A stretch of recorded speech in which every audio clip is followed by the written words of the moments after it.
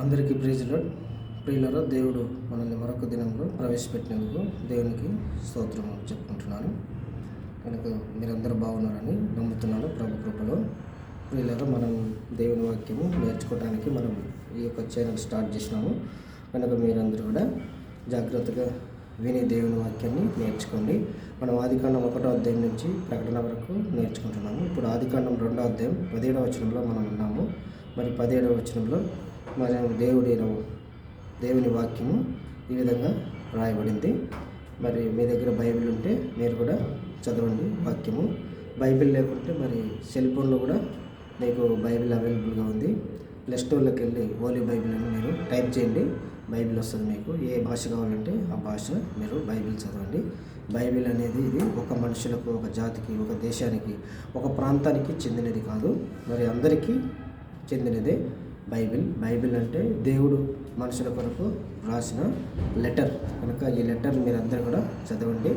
ఇది పరిశుద్ధ గ్రంథం బైబిల్ అని రాయబడింది. తెలుగులో, ఇంగ్లీష్లో హోలీ బైబిల్ అని రాయబడింది. కనుక మరి హిందీలో పవిత్ర గ్రంథం అని రాయబడింది. కనుక ఇట్లా మీకు ఏ భాష కావాలంటే ఆ భాష బైబిల్ మీకు అందుబాటులో ఉంది, మీరు చదవండి. ప్రియులరా, దేవుని యొక్క మనసు, దేవుని యొక్క గొప్పతనం, దేవుని యొక్క ప్రేమ, దేవుని యొక్క త్యాగం, ఆయన మరి మన కొరకు ఏం చేశాడు, ఏం చేయబోతున్నాడు, మరి ఈ లోకంలో, పరలోకంలో, మరి అదేవిధంగా మరి వేరే గ్రహాల్లో మరి దేవుని ఆధిపత్యం, అధికారం, ఆయన దేవుడిని ఎవరెవరు మయపరుస్తున్నారు, ఎవరెవరు ఆయన మొక్కుతున్నారు, ఎవరెవరు ఆయన సేవిస్తున్నారు అనేది పరిశుద్ధ గ్రంథం బైబిల్ మీరు చదవండి. బైబిల్ అనేది దేవుని యొక్క గుణలక్షణాలు తెలియజేస్తుంది. కనుక ఆయన ఎక్కడున్నాడు, ఏమై ఉన్నాడు, ఆయనది కూడా మరి ఆయన ఎలా ఉంటాడు అనేది కూడా, దేవుడు ఎంతమంది ఉన్నారు, ఆయన మరి దేవుడు ఒక్కడ చాలామంది అనేది మీరు తెలుసుకోవాలంటే కూడా పరిశుద్ధ గ్రంథం బైబిల్ తెలియజేస్తుంది. ప్రియులరా, మీరు బైబిల్ చదవండి. నేను కూడా బైబిల్ చదవక మునుపు వేరే గ్రంథాలు చదువుతుంటే, కానీ దేవుళ్ళు చాలామంది అనుకునేవాడిని. బైబిల్ చదివిన తర్వాతనే దేవుడు ఒక్కడు అని తెలుసుకున్నాను. ఆయనే సృష్టికర్త అని తెలుసుకున్నాను. ఆయనే తండ్రి, పోషకుడు, నిర్మాణకుడు, కాపరి, మనకు మరి ఆయన యజమానుడుగా ఉన్నాడని నేను తెలుసుకున్నాను. ప్రియులారా, మీరు కూడా నిజ దేవుని, సత్యదేవుని, ఏకైక దేవుని, పరలోక దేవుని తెలుసుకోవాలంటే మీరు బైబిల్ చదవండి. బైబిల్ ద్వారా మీరు ఎన్నో విషయాలు తెలుసుకుంటారు. ప్రభు మిమ్మల్ని, మీ కుటుంబాన్ని దీవించడానికి గాడ్ బ్లెస్ యూ. ఇప్పుడు దేవుని వాక్యాన్ని చదువుతున్నారు, మీరు ఒకసారి మీరు జాగ్రత్తగా వినండి. ప్రియులారా, ఆదికాండము 2వ అధ్యాయం 17వ వచనం. అయితే మంచి చెడ్డలు, తెలివిని, వృక్ష ఫలమును నువ్వు తినదినమున నిశ్చయముగా చచ్చదమని నరునికి ఆజ్ఞాపించను అని రాయబడింది. ప్రియులారా, ఆదికాండం 2వ అధ్యాయం 17వ వచనంలో మనం ఈ ఒక వచనంలో ఫస్ట్ మరి మంచిది అనే పదం మనం చూసుకున్నాము. తర్వాత రెండవది చెడు అనే పదం చూసుకున్నాము. మూడవది మరి తెలివి అనే పదాన్ని చూసుకున్నాం. తెలివి అంటే జ్ఞానము, మరి తర్వాత బుద్ధి, వివేకము, మరి ఇవన్నీ కూడా తెలివికి సంబంధించిన పర్యాయ పదాలని మనం చూసుకున్నాము. తర్వాత 4వది వృక్షం అనే మనం పదం మీద కూడా కొన్ని వీడియోలు మనం మరి నేర్చుకున్నాము. అయితే ప్రభు కృపను బట్టి ఈరోజు మరి ఫలము అనే మాట పైన మనము నేర్చుకోబోతున్నాం. ప్రియులారా, కనుక ఫలము అనేది మనం చూసుకున్నాం. ఫలం అంటే మరి చూడండి, మరి ఈ లోకంలో చాలా రకాల ఫలాలు ఉన్నాయన్నమాట. ఫలం అంటే మామిడి ఫలాలు అంటారు, తర్వాత మరి ఈ విధంగా మరి ద్రాక్ష ఫలాలు అంటారు, ఈ విధంగా అంజూర ఫలాలు అంటారు. ఈ విధంగా లోకంలో చాలా రకమైన ఫలాలు ఉన్నాయి. మరి పండ్లు కూడా అంటారు. మరి పండ్లు అనే మాట బైబిల్లో ఎన్నిసార్లు రాయబడింది, ఫలం అనే మాట ఎన్నిసార్లు రాయబడింది అనేది కూడా మీకు తెలియజేస్తాను. ప్రియులారా, ప్రభు కృపలో ఈరోజు మనము ఫలం అనే మరి మాట పైన మనం ఒక భాగాన్ని చదువుకున్నాము. ప్రియులారా, చూడండి, మరి ఇక్కడ మరి మత్తయి సువార్త 6వ అధ్యాయము 16వ వచనంలో మరి నేను ఇక్కడ చదువుతున్నాను, మీరు కూడా జాగ్రత్తగా చదవండి. మీరు ఉపవాసం చేయనప్పుడు వేషధారుల వలె దుఃఖముఖంలో ఉండకుడి, తాము ఉపవాసం చేయనట్టు మనుషులకు కనపడవలని వారు తమ ముఖమును వికారం చేసుకుందరు. వారు తమ ఫలము పొంది ఉన్నారని నిశ్చయముగా మీతో చెప్పుచున్నాను. చూడండి ప్రియులారా, ఉపవాసం గురించి ఇక్కడ ప్రభు మాట్లాడుతున్నాడు. మరి ఉపవాసం చేయనప్పుడు ఎట్లా ఉన్నారు అంటే వాళ్ళు దుఃఖముఖములై ఉంటున్నారు. ఆ తర్వాత మరి వేషధారుల వలె ఉంటున్నారు అని చెప్తున్నాడు. కనుక ఉపవాసము చేయటం అనేది మంచిదే, కానీ అది ఎట్లా చేయాలి అనేది మనం చూసినట్టయితే దేవుని వాక్యంలో రాయబడింది. నువ్వు ఉపవాసం చేయనప్పుడు మరి అక్కడ ప్రభువాక్యం ఏం చెప్తుందంటే, మరి మీరు ఉపవాసం చేయనప్పుడు మనుషులకు కనపడవలనని కాక రాష్ట్రమందు నీ తండ్రికి కనపడవలను. నీవు ఉపవాసం చేయనప్పుడు నీ తల అంటుకొని నీ ముఖం కడుక్కొని అప్పుడు రాష్ట్రమందు చూసి నీకు తండ్రి నీకు ప్రతిఫలం ఇచ్చును. చూసానండి, ఉపవాసం ఎట్లా చేయాలి అంటే మరి దేవునికి తెలిసినట్టే చేయాలన్నమాట. కానీ చాలామంది ఉపవాసం చేస్తారు. ఉపవాసం ఎందుకు చేస్తారు అంటే, ఉపవాసం అంటే మరి తను తాను మరి తగ్గించుకోవటం అన్నమాట. అంటే తను తాను మరి సాక్రిఫై. మనం ఒక పూట, 2 పూటలు, 3 పూటలు, కొన్ని రోజులు కొంతమంది మరి డేస్ కూడా వాళ్ళు ఉపవాసం ఉంటారు. చూడండి, ఇప్పుడు మరి 40 దినాల ఉపవాసములని కూడా వస్తున్నాయి. కనుక కొంతమంది 40 దినాలు ఉంటారు. మరి క్రైస్తవులే కాదు, ముస్లిమ్స్ ఉంటారు, తర్వాత హిందువులు కూడా ఉంటారు.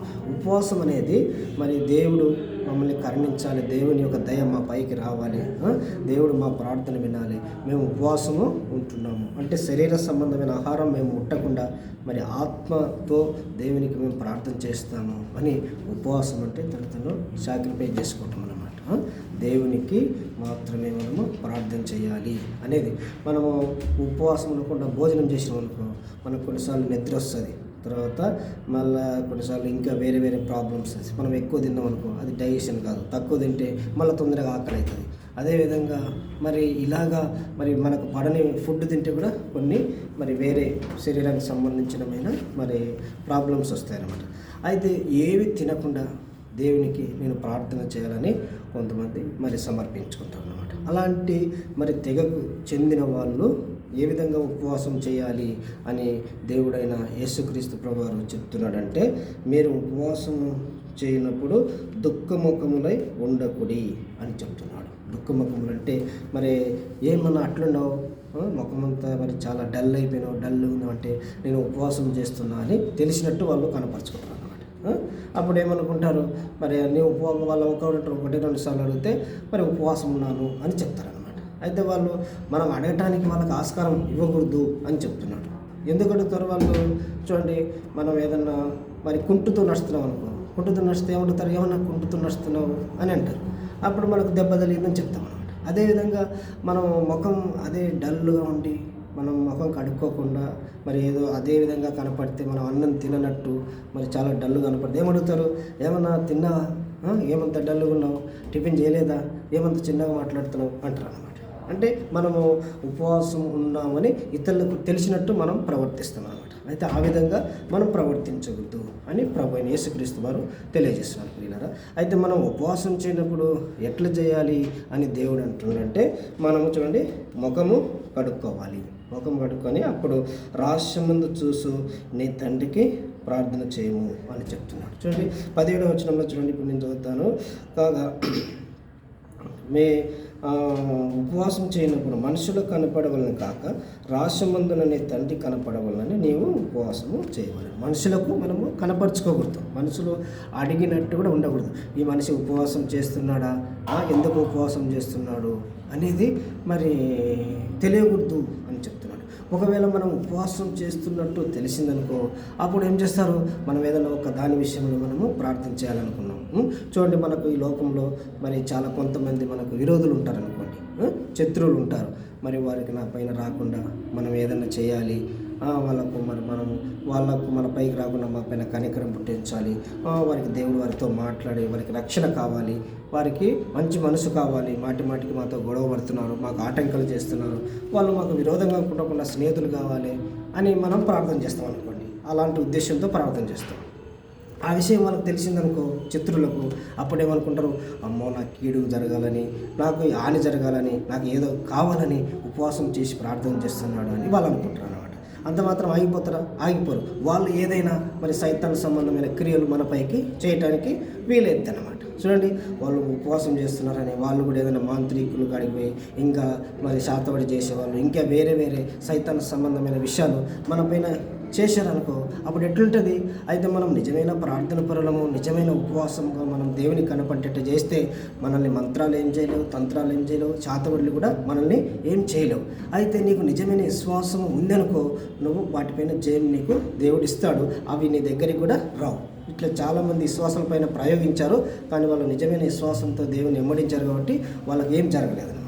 అయితే మరి మీ విశ్వాసము అంతంత పూర్తి ఉందనుకోండి, తక్కువ ఉందనుకోండి, అప్పుడు మీరు చేసే ప్రార్థన శక్తి తక్కువైపోతుంది, సైతాన్ శక్తి ఎక్కువైపోయి మరి మీరు వారిని మంచి చేసుకోవడం కాదు కానీ మీరే వారికి తొలగిపోతారు. మీరు దేవుళ్ళ నుంచి తొలగిపోవచ్చు, లేదా వారు పంపించే మరి సైతాన్ శక్తుల వలన మీకు హాని జరగవచ్చు, ఇంకా మీ కుటుంబంలో వేరే కష్టాలు, నష్టాలు, మరి ఇబ్బందులు జరగవచ్చు. అందుకే దేవుడు ఏం చెప్తున్నాడంటే, నువ్వు ఉపవాసం చేయనప్పుడు మనుషులకు ఎవరికి కనపడకూడదు అని చెప్తున్నాడు దేవుడు. నువ్వు ఏ విషయంలో సరే, కొంతమంది మరి మా పిల్లలు మంచిగా చదువుకోవాలని ఉపవాసం ఉండి ప్రార్థన చేస్తారు, కొంతమంది మరి కపుల్స్ మాకు సంతానం కావాలని మరి ఉపవాసం ఉండి ప్రార్థన చేస్తారు, కొంతమంది బిజినెస్ మంచి జరగాలని మరి ఉపవాసం ఉండి ప్రార్థన చేస్తారు, కొంతమంది నాకు మంచి జాబ్ రావాలని ఉపవాసం ఉండి ప్రార్థన చేస్తారు, కొంతమంది నేను మా అబ్బాయి సేవకి ఇవ్వాలి, మా అమ్మాయిని సేవకి ఇవ్వాలి, మేము కూడా సేవ చేస్తున్నాం, మాకు సేవలో దేవుడు మంచిగా సహాయపడాలి, మరి నూతన ఆత్మ రావాలి, సంఘం అభివృద్ధి కావాలి, సంఘంలో గొడవలు ఉన్నాయి,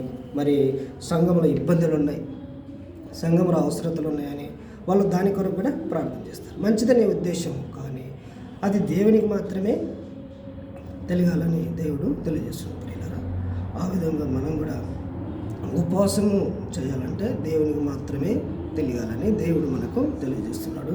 కనుక మనుషులకు తెలిస్తే ఏమైతే మనకు శరీర సంబంధమైన ఇబ్బందులు వస్తాయి, సైతాను కూడా మరి ఎన్నో ఆటంకాలు చేస్తాడు. అదే ప్రకారంగా మనం దేవుని దగ్గర కూడా ప్రతిఫలము పొందలేమన్నమాట. అందుకే 16వ వచనంలో ఏం చేస్తున్నారంటే, వారు ఉపవాసం చేయనప్పుడు మనుషులకు కనపడవలని మరి దుఃఖముఖములై వారు ప్రార్థన చేస్తారు అని చెప్తున్నారు. కనుక మనుషులకు ఎప్పుడైతే తెలిసిపోయిందో, మనం ఉపవాసం వస్తున్నామని తెలిసిందనుకో, మనకు దాని ద్వారా ప్రతిఫలం ఉండదు. అయితే మనము ఉపవాసం చేయనప్పుడు దేవుని మాత్రమే తెలిసి, దేవుని ద్వారా మనము సంతోషం, సమాధానం, నెమ్మది, ఆనందం పొంది, దేవుని ద్వారా మనకు విజయం, తర్వాత ఆశీర్వాదం, దేవుని ద్వారా మనకు మరి అనేకమైన మరి భూలోక సంబంధమైన సైతాను కార్యాలు, సైతాను సంబంధులు చూడండి, చాలా స్థలాల్లో చర్చిలు పైన అటాకింగ్ చేస్తున్నారు, చర్చిల పైన మరి దాడులు చేస్తున్నారు, విశ్వాసులపైన దాడి చేస్తున్నారు. మరి ఊరికే కొంతమంది దారిలో పాటలు పాడుకుంటూ పోతే కూడా వాళ్ళని ఆటంకం చేస్తున్నారు, దారిలో వారి యొక్క బైక్ మీద పాటలు పెట్టుకొని వాళ్ళు వినుకుంటూ పోతుంటే కూడా ఆటంకం చేస్తున్నారు. ఎందుకు పాటలు పెడుతున్నామని. సో చాలా రకాలుగా మరి దేవుని బిడ్డల్ని మరి ఇబ్బందులు పరుస్తున్నారు ప్రియులారా. అంటే వీటన్నిటి సైతాను ఒక శక్తి అన్నమాట. కనుక సైతాను శక్తి తక్కువ కావాలి, మన ప్రార్థన శక్తి ఎక్కువ కావాలంటే మనము మనుషులకు తెలియకుండా దేవునికి మాత్రమే తెలిసినట్టు మనం ఉపవాసం ఉండి ప్రార్థన చేసినప్పుడు దేవుడు మన ప్రార్థన ఆలకిస్తాడు. తద్వారా మనకు దీవెన ఉంటుంది, మన ప్రార్థన శక్తి ద్వారా అనేకులకు మేలు జరుగుతుంది. కనుక మనం వేరే విషయాలు, నశించే ఆత్మల కొరకు ప్రార్థన చేయొచ్చు, తర్వాత మన దేశ రక్షణ కొరకు ప్రార్థన చేయొచ్చు. మరి చాలామంది క్రైస్తవులు స్వార్థ ప్రియులు అనుకుంటారు, కానీ తెలిసిన వాళ్ళు ఎవరు అనుకోరు. కనుక క్రైస్తవులు ఎన్నో మంచి కార్యాలు చేసినారని చరిత్రలో రాయబడింది. కనుక మనం కూడా వారితో కలిసి మరి దేశం కొరకు, తర్వాత రాష్ట్రం కొరకు, జిల్లాల కొరకు, ప్రాంతాల కొరకు మరి మనము ప్రార్థన చేయాలి. రాజుల కొరకు, అధికారుల కొరకు మనము ప్రార్థన చేయాలి. చూడండి ప్రియులారా, ఇవన్నీ కూడా ప్రార్థన కొరకై మనకు దేవుడు ఇచ్చిన ఆధిక్యత అన్నమాట. అయితే ఇది ఎప్పుడు చేయాలంటే మనం ఉపవాసం ఉండి చేసినప్పుడు మనకు శక్తి ఎక్కువ వస్తుంది అనమాట. దేవుని శక్తి మనకు వచ్చేస్తుంది అనమాట. అంటే లోకంతో మరి శరీరంతో ఇంకా బంధుమిత్రులతో ఉన్న కనెక్షన్ అన్నీ కూడా మనం తెంపుకొని ఏకాగ్రతతో మనం గదిలోనికి వెళ్ళి మరి తలుపు వేసుకొని, అంతకన్నా ముందు మనం ముఖం కడుక్కొని తల అంటుకోవటం అంటే తలకు మంచిగా తలంటి స్నానం చేసి మనం ఎక్కడికో ఒక ప్రయాణం, ఒక గెస్ట్ దగ్గరికి, మన ఒక యజమాని దగ్గరికి మనం పోయినట్టు తయారై మనం ప్రార్థన చేయాలన్నమాట. చూడండి, మనం చాలామంది ప్రార్థన చేస్తారు కానీ వాళ్ళు సరిగా సిద్ధపాటుగా ఉండరు. ఏదైనా దావత్తుకో ఫంక్షన్ పోతున్నాం అనుకో మంచి సిద్ధపడతారు అనమాట. ప్రార్థన అంటే వాళ్ళు ఆ విధంగా సిద్ధపడరు. దేవుని మందిరాన్ని కూడా కొంతమంది మంచిగా చక్కగా రెడీ వస్తారు, కొంతమంది సరిగా రెడీ కారు. ఎందుకంటే దేవుని సన్నిధిలో ఎట్ల పైన ఏం కాదులే అనుకుంటారు. ఆ విధంగా ఉండకూడదు ప్రియులారా. సరే, మనం దేవుని సన్నిధిలో మనల్ని మనం తగ్గించుకొని మన ప్రార్థన దేవుడు ఏంటంటూ మనం ఉపవాసం ఉండి ప్రార్థన చేయడానికి దేవుడు మనకు సహాయపడను కాక. గాడ్ బ్లెస్ యూ ప్రియులారా. మీరు మన వీడియోను కూడా మీరు సబ్స్క్రైబ్ చేసుకోండి. గాడ్స్ వాయిస్ ఇన్ ఎబ్రోన్ అని ఉంటుంది. మరి మీకు దేవుని వాక్యము నేర్చుకోవడానికి సులువుగా ఉంటుంది. మరి ఫలం అనే మాట మరి ఎన్నిసార్లు రాయబడింది అనేది కూడా మీకు ఒకసారి చెప్తాను, జాగ్రత్తగా గుర్తుపెట్టుకోండి. ఫలం అనే మాట మరి పాత నిబంధనలో 170 సార్లు రాయబడింది ప్రియులారా. మరి పండ్లు అనే మాట 40 సార్లు రాయబడింది. ఫలం అన్న పండ్లన్న ఒకటే, కానీ పదాలు వేరు కాబట్టి మీకు చెప్తున్నాను. తర్వాత కొత్త నిబంధనలో ఫలం అనే మాట 90 సార్లు రాయబడింది. తర్వాత పండ్లు అనే మాట 15 సార్లు రాయబడింది. 15 టైమ్స్, 15 న్యూ టెస్టిమెంట్లో 15 టైమ్స్ పండ్లు అనే మాట రాయబడింది, 19 టైమ్స్ ఫలములు అనే మాట రాయబడింది. మరి మీరు ఈ మాటలన్నీ కూడా జాగ్రత్తగా కోట్ చేసుకోండి. మీకు ఏదైనా డౌట్స్ ఉంటే కామెంట్స్ పెట్టండి, నాకు ఫోన్ చేయండి. నా ఫోన్ నెంబర్ కూడా మీకు చెప్తున్నాను, మీరు జాగ్రత్తగా నోట్ చేసుకొని మీకు ఏదైనా డౌట్స్ ఉంటే ఫోన్ చేసుకుని ఫోన్లో కూడా కనుక్కోండి. 630-4371-044 630-4371-044. God bless you. Praise God.